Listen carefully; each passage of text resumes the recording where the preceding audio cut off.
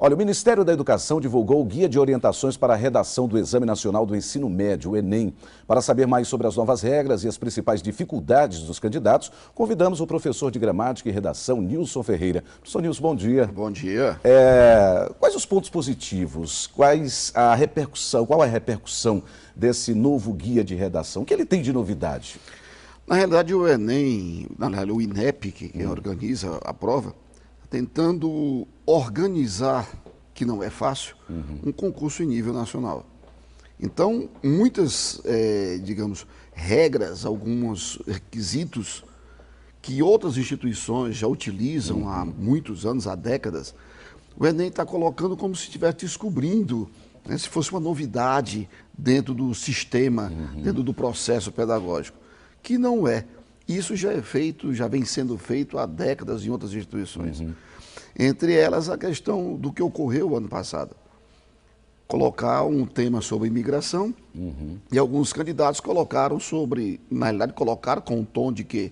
De ironia, de deboche. Foi realmente ali uma questão até de querer desmoralizar a própria prova. Mas, na realidade, acabaram fazendo, dizendo que a prova não era corrigida no rigor que era para ser. Inclusive, gente que desvirtuou do tema completamente, né? Deu outro enfoque, colocando até trechos de hino de futebol, de canções, e tiveram notas boas, né? Olha a argumentação deles. O tema é imigração. O cidadão bota o hino do Palmeiras, alegando que o Palmeiras é de descendência italiana, o Palestra Itália, né? Como o macarrão também teria uma origem. E isso já foi aceito como argumento válido. Em outras instituições isso não existe, é fuga do tema. Fuga do tema é zero. Com relação a essas novas mudanças de correção, a metodologia de correção, professor Nilson, também mudou? Mudou, porque eles tinham, até os anos anteriores, primeiro, o aluno não tinha acesso às notas, acesso à correção, não tem direito ainda ao recurso de pedir a revisão de nota. E agora parece que também não vai haver mais, ainda né? Depois de corrigida pelos dois corretores, parece que há uma diferença de 100 pontos, tem um terceiro, e aí não cabe mais recurso. Pois é, então veja, o que eles tinham anteriormente era uma distância maior entre essa correção, uma margem maior. Então, quer dizer, essa margem foi reduzida a 100 pontos. Havendo uma diferença, que são dois corretores, havendo uma diferença, né, até 100 pontos, não há problema. A mais de 100 pontos tem uma terceira correção. Mas isso não dá direito a uma revisão de nota. Professor, os erros mais comuns, organização sintática das palavras, ortografia, quais os erros mais comuns na visão do senhor, como acompanha sempre a redação? O Enem, a redação do Enem, ela tem 5 competências. Ou seja, a fidelidade ao tema, a questão gramatical, o nível dos argumentos, que é o mais importante de todos, a obediência à tipologia da dissertação, e um que é até estranho, não ferir, ter que apresentar uma intervenção social, direitos humanos. Ora, qualquer tema que você pegar e você colocar um parágrafo falando sobre essa questão, pelo edital do Enem, você já tem 1/5 da pontuação, ou seja, já tem 200 pontos. Não interessa o tema, não interessa o que você disse anteriormente. Então já tem 200 pontos. É, no mínimo, estranho. Agora, o erro mais frequente, mais comum em termos de gramática é pontuação. Um erro de acentuação, ele acontece, de grafia acontece, é comum. Uma troca, por exemplo, do mais pelo mas. É muito comum. O porquê junto, porquê separado, é muito comum.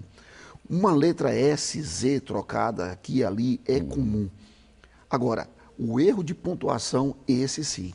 Esse digamos, é passível, dependendo da situação, de mudar totalmente o significado da Constituição. Aí o prejuízo é grande. Professor Nilson, com essa nova proposta do INEP para a correção das provas, os professores também foram avaliados, né?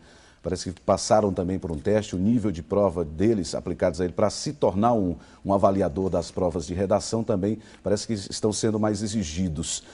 Em meio a tantas correções de redações, é possível um professor corrigir tantas redações em tão curto espaço de tempo? Isso não provoca erros também? Isso aí é um argumento, esse foi um dos argumentos utilizados à época pelo Jonathan Nunes, que quando era reitor da UESP. a subjetividade da correção da redação. Porque não tem como você corrigir. Cada professor desse tem um tempo ínfimo para corrigir um número X de redação. Então é diferente de você corrigir um texto no tempo que você possui, com o tempo de analisar. É muito curto, o tempo é ínfimo para se corrigir com um rigor maior. E o professor é avaliado depois pelo nível dessa correção. E isso é muito ruim. Isso coloca, após você ler um número, vamos supor, de 50 redações sobre o mesmo tema, na sua mente fotográfica, aquelas informações vão ficando guardadas, vão ficando repetitivas, e o seu critério de apuração dessa informação vai naturalmente. Você não vai corrigir 5 hoje, 5 amanhã, 5 depois da manhã, não. Tem um tempo mínimo, é desumano, chega a ser desumano. Professor Nilson, para a gente encerrar, existe uma fórmula para se conquistar uma nota 1000 na redação do Enem? Existe. Então aproveite para os nossos telespectadores, principalmente aqueles que vão fazer a prova dia 27 e 28 de outubro. Existe. Não é uma fórmula, é uma questão simples. Sim. Muita leitura, porque sem informação você não tem como construir um texto, porque a redação é uma redação dissertativa opinativa. Você tem que colocar a sua opinião, você tem que se posicionar. É isso que a prova quer. Ela não é uma prova de tese, ela não vai avaliar o seu posicionamento, a não ser que ele não seja plausível. Mas que tem que ser um argumento plausível e que tem uma lógica de começo, meio e fim. Para isso só tem uma forma: ler bastante e praticar muito. E óbvio, domínio gramatical. Não tem outra forma. Ler muito, praticar mais ainda e muita atenção à gramática. Tá certo, professor Nilson. Muito obrigado pelas informações, pela participação do senhor hoje aqui no Bom Dia Piauí. Bom dia a todos. Bom dia.